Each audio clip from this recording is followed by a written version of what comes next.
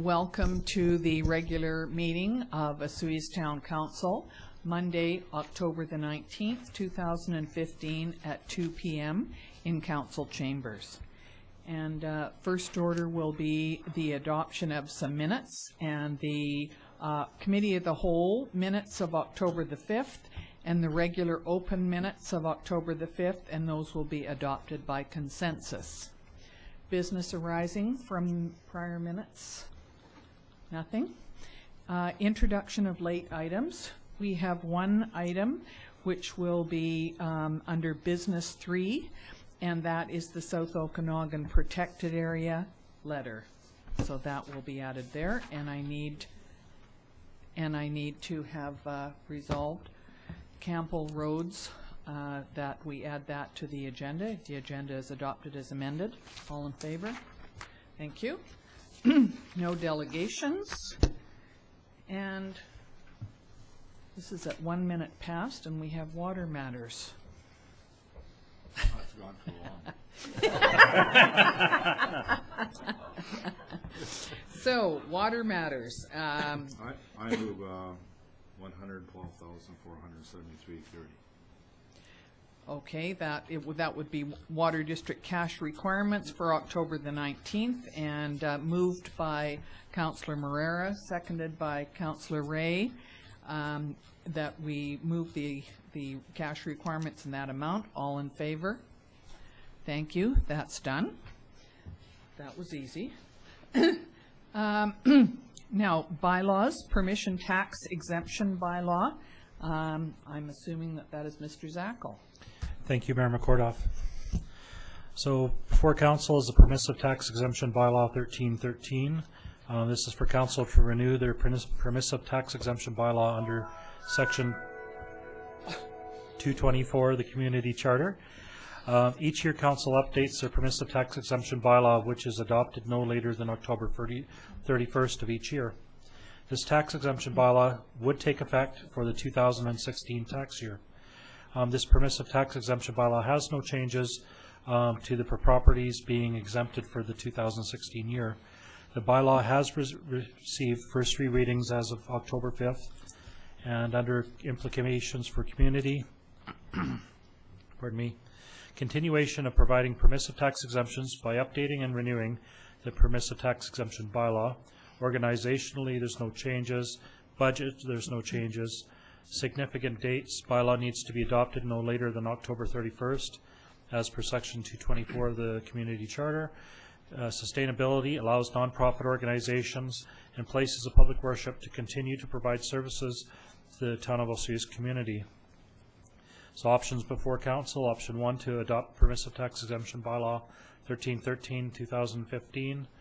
Option 2, to rescind third reading of permissive tax exemption bylaw 1313 and make changes and re-give it third reading, or option 3, to delay the adoption of permissive tax exemption bylaw 1313. And the recommendation from staff is option number 1. Thank you very much, Mr. Zackel. This bylaw received first 3 readings, and it was discussed on October the 5th. So this is the next step in following up. Councillor Rhodes. Thank you, Mayor McCordoff. I'll move option number 1. Thank you. Councillor Campbell has seconded that motion. Is there anybody who would like to speak to that? Fairly clear. All in favor? Thank you very much. Thank you, Mr. Zackel. Thank you.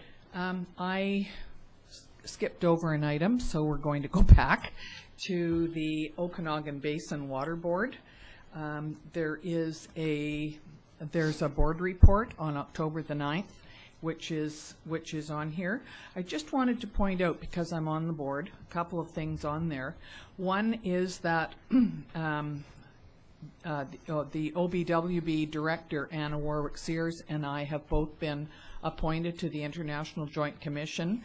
Well, it's the International Lake Osoyoos Board of Control, and it does say here that it was for 1-year terms, and in fact, Anna's term is for 1 year and mine is for 3 years. They're fitting that in as in a staggered way, so that not everybody's comes up for renewal all at once. The other thing that's on that report is the OBWB and UBCO partner to review milfoil equipment management. As you know, the milfoil has been quite a problem in all of the lakes. It's not really can you get rid of the milfoil, it's how do you control it. And new equipment needs to be bought and things upgraded. And so that's being talked about quite often, but the new equipment is expensive. The other thing is that several of the people that are mentioned in here were at our water forum last week. On Wednesday was the Columbia River Treaty forum, and on Thursday and Friday was the Water Science Forum. And a lot of these issues that you see mentioned on here were discussed, and from people from both sides of the border, lots of scientists and ministry people, and several people from the town of Osoyoos who were quite interested, and the Lake Water Quality Society as well. On the 14th, very bottom item on here, there was the Okanagan Nation Alliance hosted an Okanagan Water Forum in Kelowna. Unfortunately, we had a Parks and Trails charrette in Osoyoos that day, so we were not able to go, but I think it was fairly well attended as well.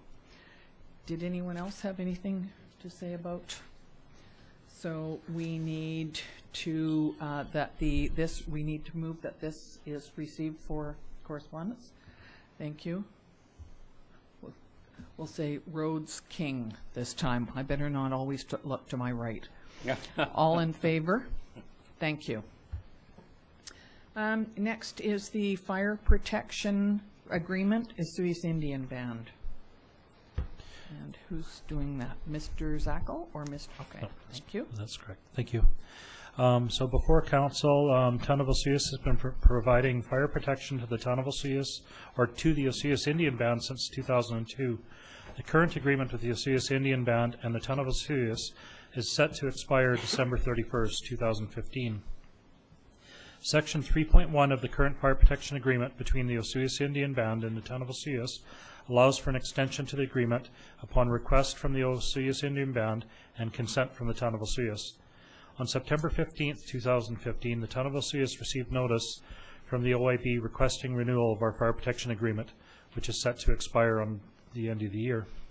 A contract modification agreement has been included with this report.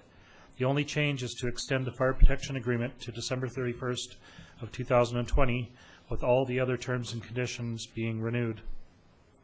All the terms and conditions, including paying of fire protection fees and capital contributions, have been made by OIB, and it is the recommendation from staff for Council to consent to the extension of the fire protection agreement by authorizing the Mayor and Chief Administrative Officer to sign the contract modification agreement. So implications under community: provides a safe environment for our community and neighboring jurisdictions. Organizationally, no impacts to the organizational structure with extending the fire protection agreement. Under budget, having the OIB as a funding partner reduces the impact for fire protection costs for the town. Budget will remain consistent for 5-year financial plan. Significant dates: agreement is set to expire December 31st, 2015. An extension is required before December 31st if fire protection services are to be provided past that date. Under sustainability, ensures financial sustainability, assisting with the total fire protection costs. Our options before Council: for Council to authorize the Mayor and CAO to sign the contract modification agreement for the Osoyoos Indian Band and Town of Osoyoos, extending the fire protection agreement to December 31st, 2020. Option 2, to make changes to the fire protection agreement and bring forward for consideration. And option 3, to not authorize the extension of fire protection services agreement between the Osoyoos Indian Band and Town of Osoyoos. And the recommendation from staff is option number 1. Thank you, Mr. Zackel. Councillor Campbell? I would move to adopt option number 1 for Council to authorize the Mayor and CAO to sign the contract modification agreement for the Osoyoos Indian Band and the Town of Osoyoos, extending the fire protection agreement to December 31st, 2020. And Councillor Youngberg has seconded that. Is there anybody that Can I just ask one question? Recently, since this has been put in place, the fire protection has included the Osoyoos cottages. Am I correct? Was that just added on, that particular section, onto this agreement at one point? You are correct. The previous agreement that we had for the fire protection services brought the Osoyoos cottages and the Stelkaya property, Lokati property, into the fire protection area. So the town of Osoyoos Fire Department is providing fire protection to a small component at that north end of the Osoyoos Lake. In addition, the addition that we had put into this fire protection agreement was the Osoyoos Indian Band would pay $1,000 per single family equivalent unit for new construction out there to assist with capital contributions towards the fire hall. So that was built into the agreement previously and is still in there. Okay, good, thank you. Councillor Rhodes? Thank you, Mayor McCartoff. Is there any indication of what percentage of our firefighting costs, so to speak, is attributed to the Osoyoos Indian Band? Do we have any statistics like that? As far as the statistics for fire calls to the Osoyoos Indian Band, there's been very few. As far as contributions from the Osoyoos Indian Band, we receive about 25 or 21% of our revenues for fire protection services. They're being provided the exact same service. It's just we're not getting having the calls out to those locations at this time. I would suspect if we did, there'd be a fairly significant fire or emergency call if we did. Good. Anyone else? Okay, it's been moved and seconded that we go for option 1. All in favor? Thank you. Thank you, Mr. Zackel. So the next item is the reallocation of approved capital budget item, and we welcome Operations Director of Services, Mr. Jim Dinwoody. So, go ahead, please. Thank you, Mayor McCormick. So this once again is for the reallocation of approved capital item. So a bit of background. Originally, the Public Works Department requested budget approval from Council to purchase a small crane for the 1-ton utility vehicle. However, after further evaluation, this request has now been changed to purchase a power tailgate assembly instead of the crane. The Public Works Department currently, we already have a 5-ton and a 2-ton crane in our existing equipment fleet. An evaluation of our operational needs indicates that these crane units currently meet our requirements. Therefore, a more valuable expenditure of our resources would be the purchase of a second power tailgate unit for our half-ton truck number 15. The power tailgate assembly provides the department with greater operational versatility, allowing one operator to safely perform numerous maintenance tasks such as loading and unloading lawnmowers, fertilizer, garbage cans, bags of cement, that sort of thing. The implication for the community is none. Organizationally, this will provide for a more efficient, safer performance of numerous operational tasks. The original capital budget request was for $5,000, which should be more than sufficient to accommodate this modified equipment purchase request. Significant dates, in order to receive the new power tailgate assembly before the end of the year, we should order the unit before November 9th of 2015. Sustainability, there are no real impacts. The options for council are continue with the original capital equipment purchase of a small crane for the 1-ton utility vehicle, approve the request for a capital project change from purchasing a small crane to the recommended power tailgate assembly, or option 3, council requests additional information prior to making decision. I would recommend option 2 in this case. Good. Thank you very much, Mr. Dinwoody. So, Councillor Rhodes. Thank you, Mayor McCortoff. I'll move option number 2 as worded in the listing. Is there a seconder for that? Councillor Youngberg, thank you. Anybody like to speak to that? Looks like there is no change in the amount of money, so... no, actually, it should be less than the $5,000. Good, so we like to save money. Yes. Thank you. Could we have a vote on that then? All in favor? Thank you very much. Thank you, Mr. Dinwoody. Thank you. This is going to be the shortest council meeting ever. You guys all have to give long council We're not reports, finished so. That's true. Don't say that. Okay, we're on to the next item, the new one that was added on, and this is the South Okanagan Protected Area.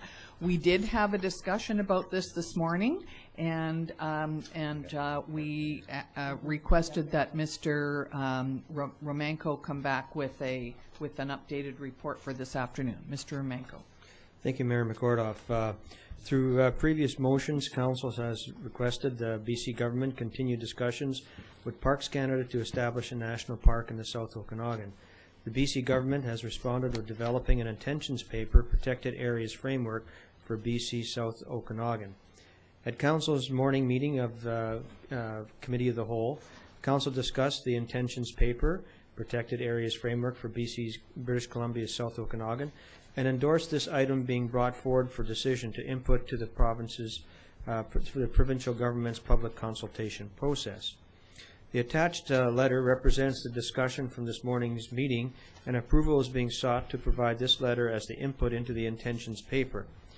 After a review of the input process, the opportunity also exists to input portions of this information into the questions that are presented with only an electronic input link. Council also discussed the opportunity for a resolution to be passed by Council that supports the development of a national park in the area. In terms of implications, the community will benefit from a protected ecosystem and economic development opportunities that may be created from establishment of a national park in the area. No organizational impacts, no budget impacts. Significant dates, information to be inputted prior to October 30th.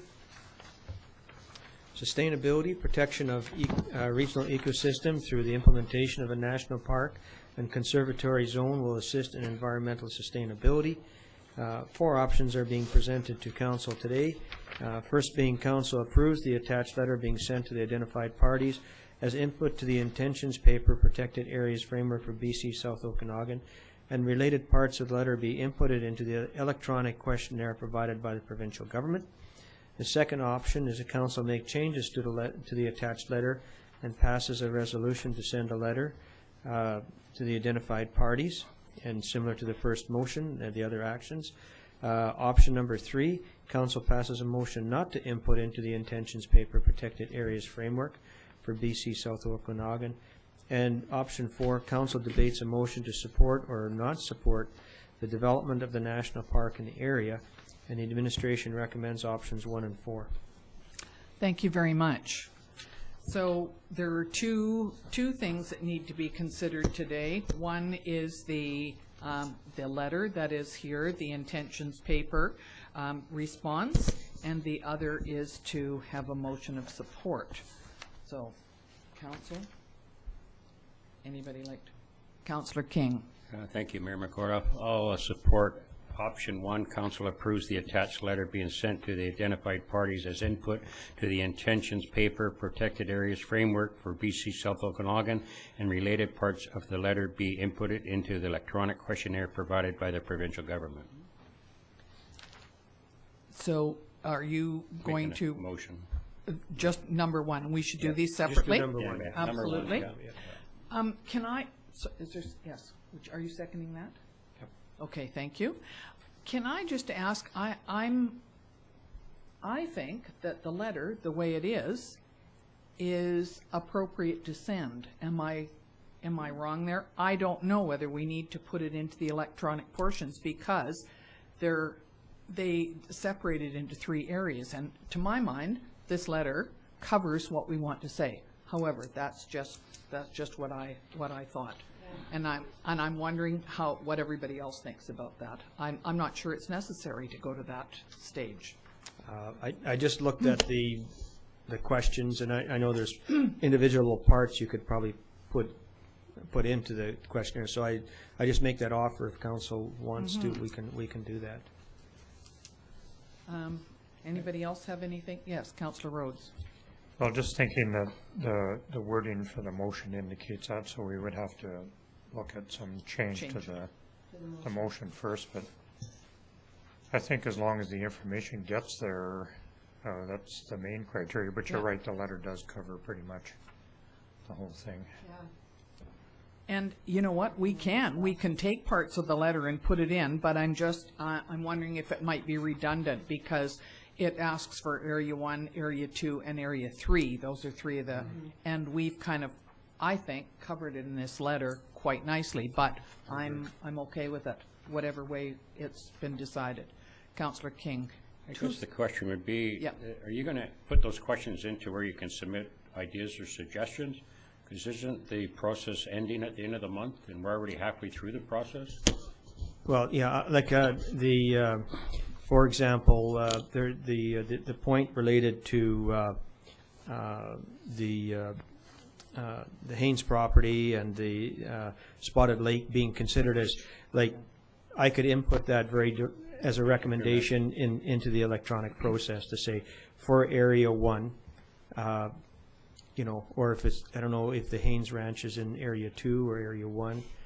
It's not in any area. It's not in any That's the area, problem. so It's yeah, separate. Yeah, so very specific things like that I could input into the electronic process if council wishes, or we could just, you know, have the letter go as it is. Mm-hmm. And it was just a suggestion, but I'm perfectly all right either way. Councillor King, would you? The letter does cover everything in all of the questions. That's all I'm saying. Would you like to have this sent plus answer the questions that are on the electronic? Yes, I would. Okay, so that's what that is. And who seconded that? Councillor Rhodes. Okay, so is there any, before we take to the vote, is anything else want to be added to that? Okay, so its option is option number 1, which the attached letter be sent and related parts of the letter be inputted. That's the way it reads. Okay, so all in favor? Okay, good, that's carried. Thank you very much. Now, we need to look at option 4. Councillor Campbell? Motion to move option number 4 as well. So, to support or not support? Yeah, to support. Okay, so the option would be to support the development, that this council supports the development of the national park in the area. Is that correct? Yes. And we have a seconder, Councillor Rhodes. Is there anybody who would like to speak to that? It was agreed this morning, I'll just say something first. It was agreed this morning that that the last councils have been very much in favor of this national park. Because we haven't taken a vote to the contrary, it was assumed that we were. And in fact, when we checked, everybody was. But we felt, Councillor Rhodes brought it up, that we should, in fact, make a separate motion to show our continued support of the national park and the way it's being headed. So that is there anybody that wants to add anything? All right, all in favor of the motion? Thank you very much, and thank you, Mr. Romanko, for getting that done so quickly. You're welcome. Next is the notice of motion. Anybody have that? No. Cash requirements. Let me find it here. So this is to report expenditures from accounts payable for council approval and payroll information for council to receive. So general cash requirements of $318,789.55 and Sun Bowl cash requirements of $6,746.96. And those are being presented, those are by consensus. And net payroll accounts of $68,170.33, and that is received for information. So do we need a motion? No, we don't. Okay, building permit for the month. And I see that we only have one item on the agenda. On here, the building permits for the month, and it's for $25,000. Total to date for 2015 is $5,248,000, and total to date for 2014 is $2,745,000. So that's quite a jump in this year's building permits. So do we need to resolve that that be received for information? Rhodes, Youngberg. All in favor? Thank you. Next is the CAO report. Thank you, Mayor McCardoff. Just a few of the activities that the administration has been involved in over the last couple of weeks, starting first in community services, where work continues on finalizing the plans for the expansion of the playground at Lions Park, which will include more of a tot focus and also handicapped opportunities into the playground. Also working on the signage for the splash park, and they'll start on the shade structure in the next week. And the shade structure also for the dog park will also be started within the next week.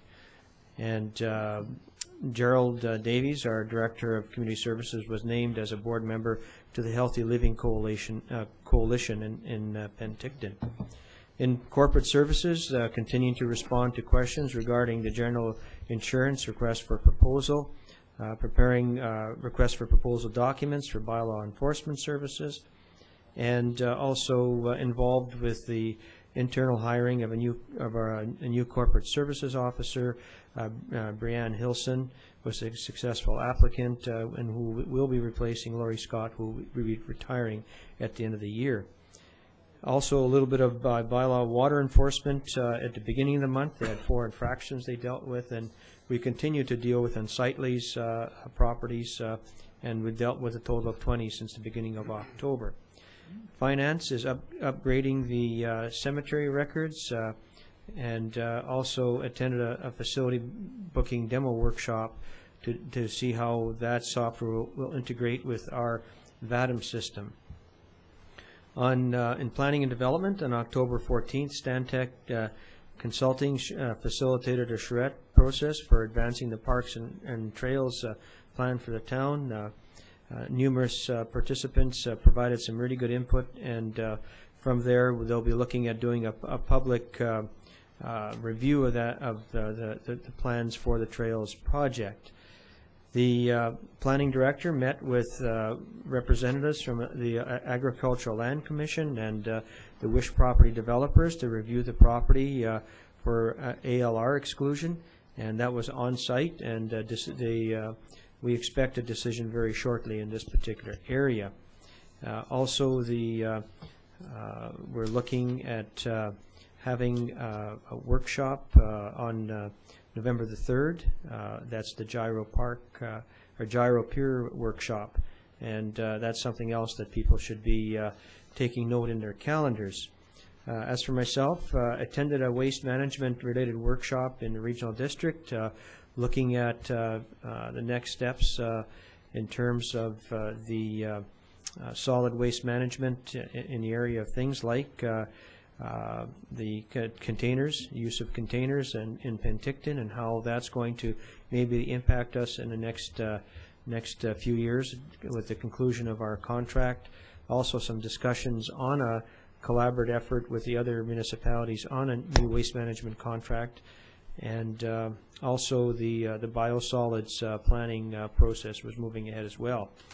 Met with representatives from the museum about interpretive signage. We have a number of groups that are looking at doing interpretive signage, including the Pioneer Walkway group and also the Water Quality Board as well, and also reviewed the draft of the water meter strategy. So that's my report for today. Thank you.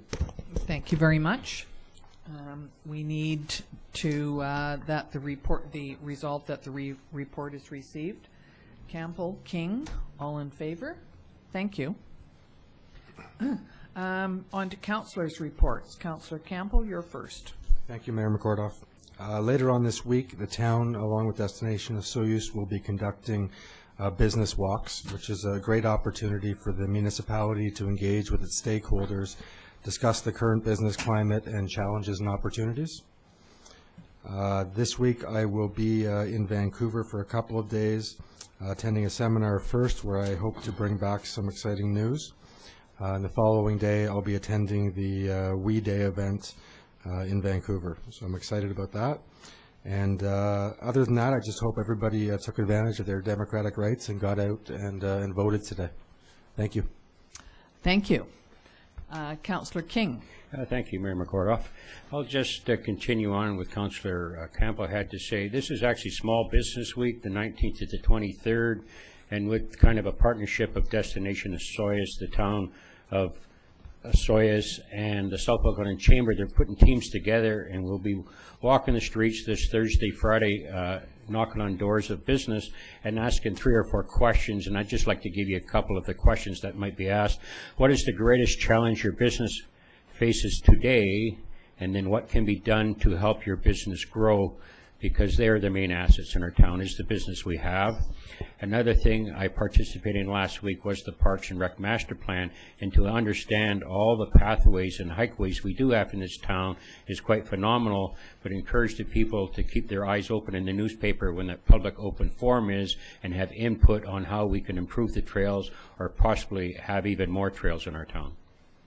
Thank you. Thank you, Councillor King. Councillor Youngberg. Thanks, Mayor McCordoff. Nice to be back. I've been away, and I just have to make a mention to anybody out there that's interested in music tours. We had a great Nashville, Memphis, and New Orleans tour. Compliments, well, it wasn't really compliments, but it was put together by Lakeside Travel, Deb McCallum, who does these trips every year for 25 to 40 women. She did a wonderful job. We had a great trip, 5-star accommodation, and it was great, and I'm ready to get back to work. And it was a great time. Congrats to the committee that's been formed for the Science Forum and the organization of Lake Appreciation Day. I think that'll be a wonderful opportunity for everybody to celebrate how important our lake is to all of us residing here. I'm off this week to the Regional Library Board on Wednesday and getting updated over our summer recess, so we'll have some news from that committee. Business Walk, yes, we're doing that this week, as you've heard from a couple of other councillors, and I look forward to meeting each and every one of you on my little designated area, and hopefully you'll be able to give us some input as to how we can help you with your business. And our Halloween trick-to-treat, don't forget that, the 31st is 11 to 3, and being put together by Michelle Quayle from the Osoyoos Credit Union, which is a real asset to our community. Harvest Dance this weekend, Child Care Center, and the South Okanagan Minor Hockey will be the recipients of some funds that we hope to raise for them. So hopefully you will all share in some of these activities that are going on and have a great balance of the month and enjoy our wonderful weather. Thank you, Councillor Youngberg. Councillor Rhodes. Thank you, Mayor McCordoff. Well, I will not be walking about asking businesses this week. I will be one of those business owners that will be anxiously awaiting the group that comes, and you just look out, you wait. In addition to that, I was able to attend the Parks and Trails workshop / charrette last week, and often when you're a councillor and you get these opportunities that you come your way, you know, many of them are less than favorable and some are contentious. This happened to be one of those great projects. I think there's going to be a lot of wonderful things that come out of it. And as it was mentioned previously, and I'd just like to mention it again, there will be a request for public engagement where you'll be able to give some input on it. So just wait for that news, and if you can, I would encourage anybody to come and participate in that. And since you mentioned that we have to lengthen our council reports, I have another topic I'd like to talk about here, and it has to do with today, which is Election Day in Canada. And I know that the polls are going to be closing in 4 hours, or a little bit over 4 hours, and I just wanted to say a couple of things in case there was any stragglers or people that are not going to vote today. And I just wanted to start off with some statistics. Voter turnout in Canada peaked in 1958, where we had 79% of the eligible voters that turned out. Throughout the 1960s, turnout stayed relatively high in the 75 the 79% bracket. For the next 2 decades, it declined a little bit. We went down to about the 70 to 75% level. And then something went terribly wrong in the 1990s, and we have plunged in every election to a low of 61% and actually dipped below 60% in the 2008 federal election. At the end of the day, we just need to do better than this. There's got to be more participation. And so I've made up 6 points here that I feel that are quite important about why you should vote, and I'm just going to read them off. The only way democracy works is if the citizens, young and old, are active participants. A government by the people and for the people just can't work without the people. The second one is, if you don't vote, you really don't have any right to complain about government decisions you don't like, no matter how much you think they suck. If you don't vote, it's like saying you don't care how your country is run. So if you don't care, where do you get the right to complain? So that's my intimidation point. The third one is, bottom line, you should vote because you can. It's a gift. Believe it or not, people in Canada have fought and many have died to protect your right to vote. And I always like to ask people, in this day and age, would you give your life to vote? It's an interesting thing. Nobody is responding, of course. Fourth one is, voting ensures that your opinion is taken into account. Elected officials formulate policies that govern healthcare, education, fixing your streets, taxes, and many other vital issues in your life. My fifth point is, every vote makes a difference, and this is always the one that everybody comes up with, where they say, well, it doesn't make any difference whether I vote or not. But at the end of the day, it really does. And some people think that there's no sense in voting because it doesn't make a difference. Well, what if everybody did and thought that way? Our life as we know it would change drastically for the worse. Finally, my most favorite one is contempt. We've all been angered by something that a politician has done or has not done that affects our lives in a negative way. What an awesome opportunity to get even. And that's about it. That's all I'd like to say. You got 4 hours and 22 minutes, according to our clock, before the polls close. If you have any doubts, just go out and vote. That is the most important thing. Thank you very much, Councillor Rhodes, and well said. I was going to say that too, but there's no need for me to enforce that now. You've said it. So I've been kind of busy for the last couple of weeks, and I was trying to figure out what all the things that I've been up to. One, of course, was the Water Science Forum, the Columbia River Treaty and Water Science Forum that Osoyoos hosted last week, and it was an excellent 3 days, and I'd like to thank Roy Wood and the Osoyoos Times for all of the articles that were put on Osoyoos Daily News and in the Osoyoos Times about this forum and the outcome of it, because I think that having people talk about issues, water issues, fish, climate change, milfoil, zebra quagga mussels, all of those things, and water restrictions, those are all really important things to be talked about and to think about and to adapt and change. And so I certainly appreciate all of the work that was done by so many people in the town, plus the wonderful banner that was across Main Street. Love Our Lake was a really good thing, and so many people that came into town for the forum said, wow, that's a cool banner, and it got people thinking about it. And as you came down the street, you saw the banner and you saw the lake in front of you. So thank you to everybody for the help in putting on that, and for several businesses and wineries and cideries that helped support that event.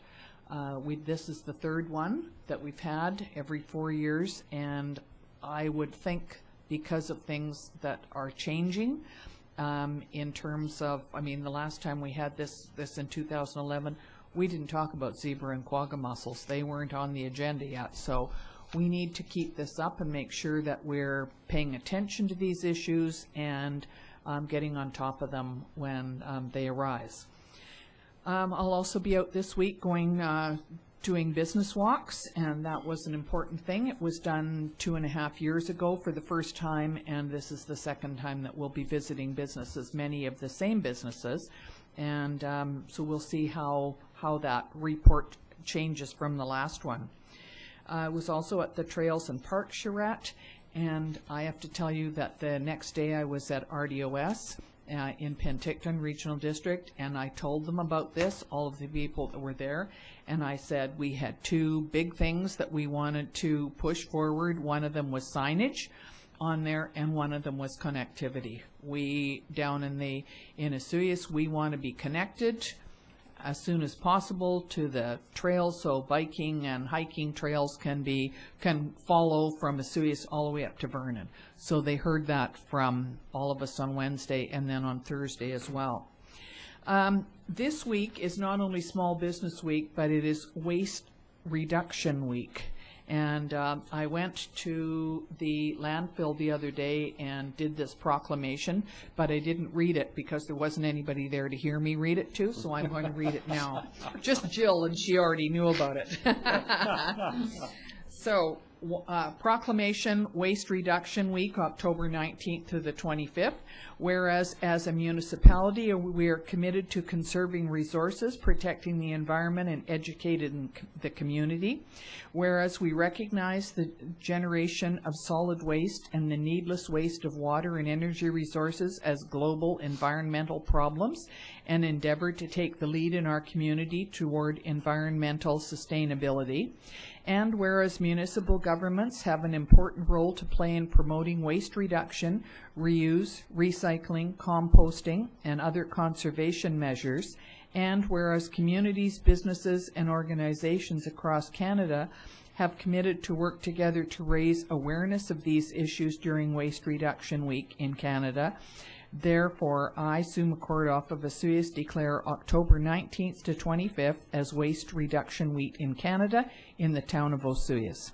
So one of these is up at the landfill. It's also in Town Hall. And there's another thing that's on this week, protecting our natural assets, water and landscapes along our shores.